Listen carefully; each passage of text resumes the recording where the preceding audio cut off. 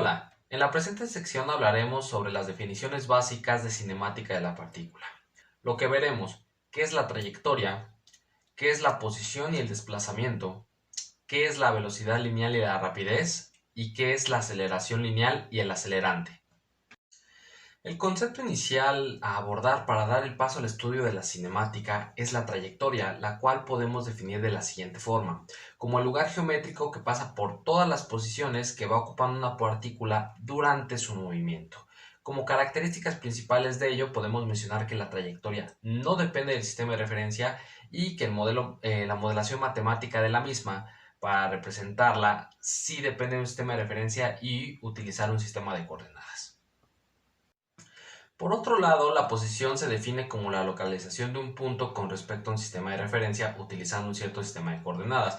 Por ejemplo, en la figura lateral podemos observar que una partícula P situada en un cierto instante de tiempo en el punto de la trayectoria dibujada con un punto negro, para la abstracción matemática de su posición es necesario seleccionar un sistema de referencia y un sistema de coordenada fijo. En este caso se utiliza un sistema de referenciado al origen O mayúscula de coordenadas rectangulares. Este sistema cartesiano puede representarse vectorialmente por medio de los vectores unitarios IJK mostrados en la figura, los cuales constituyen la base canónica, por lo que toda posición tendrá componentes sobre el eje X, Y Z. Ya mencionada la posición, es posible definir al desplazamiento como un vector que define la diferencia espacial entre dos puntos contenidos en la trayectoria. En el gráfico superior se observa que la diferencia de posiciones entre dos puntos de trayectoria A mayúscula, B mayúscula se representa por medio del vector delta R, el cual es igual a la diferencia de los vectores de posición del punto A y el punto B. Es importante identificar que la partícula P pasa por el punto A mayúscula al B mayúscula sobre la curva de trayectoria en un intervalo de tiempo delta t y que la longitud de arco recorrida es igual a delta s. Por otra parte, se tiene que la velocidad lineal media es igual al cociente del vector desplazamiento y el intervalo de tiempo delta t, y la velocidad lineal instantánea es igual a la velocidad lineal media cuando el intervalo de tiempo delta t tiende a ser infinitamente pequeño. Esto se representa matemáticamente por medio de la aplicación del límite de la velocidad lineal media cuando delta t tiende a cero, es decir que la velocidad lineal instantánea equivale a la derivada de la posición con respecto al tiempo. Además, se tiene que el módulo del vector velocidad se le llama rapidez y en unidades del sistema internacional se mide en metros por segundo.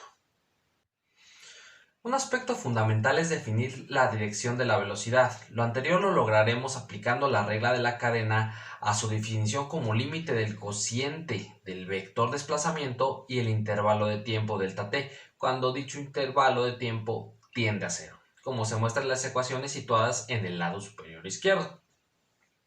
Posteriormente, factorizando y ordenando, tendremos el producto de dos límites cuando delta t tiende a cero. El primero del cociente de delta s y delta t y el segundo correspondiente al cociente del vector desplazamiento y la longitud de arco recorrida en el intervalo de tiempo. Para lograr visualizar el significado de ambos límites, observe en las figuras en la parte superior que en la primera se representa un desplazamiento delta r vector en un intervalo de tiempo delta t1. El vector desplazamiento traza una secante a los puntos A mayúscula y B mayúscula y el vector delta r entre delta s tendrá un módulo menor que 1, ya que la curva de trayectoria delta s tiene una longitud de arco mayor que el módulo de delta r. En la siguiente imagen tendremos el caso en el que delta t 2 estudiado es más corto que delta t1. Nuevamente el vector desplazamiento delta r traza una secante entre los puntos inicial y final, A mayúscula y C mayúscula, y sucede nuevamente que el cociente de delta r entre delta s tendrá un módulo menor que 1 por las mismas razones anteriormente expuestas. Sin embargo, en el tercer gráfico, cuando el intervalo de tiempo delta t3 es menor que delta t2, hay un desplazamiento y trayectoria recorrida más pequeña. Si delta t3 es suficientemente pequeño y tiende a cero, sucederá por un lado que la línea secante A mayúscula, D mayúscula, definida por el vector desplazamiento delta R, será prácticamente tangente a la trayectoria recorrida, y además la longitud de arco delta S tiene la misma longitud que el módulo del vector delta R. Por lo anterior, el segundo factor definido por el límite delta R entre delta S cuando delta T tiende a cero puede igualarse con el vector tangente unitario que se denota con E subíndice T. El primer límite del cociente delta S entre delta T cuando delta T tiende a cero claramente es la velocidad sobre la trayectoria curva. Por lo anterior podemos concluir que la velocidad es un vector tangente a la trayectoria, lo cual es un resultado muy interesante. Finalmente se tiene que la aceleración lineal media es igual al cociente del vector velocidad entre el intervalo de tiempo delta t, y la aceleración lineal instantánea es igual a la aceleración lineal media cuando el delta t tiende a cero, es decir que la aceleración lineal instantánea es igual a la derivada del vector velocidad con respecto al tiempo. El módulo del vector aceleración se conoce como acelerante. La aceleración en sistema internacional se mide en metros por segundo cuadrado.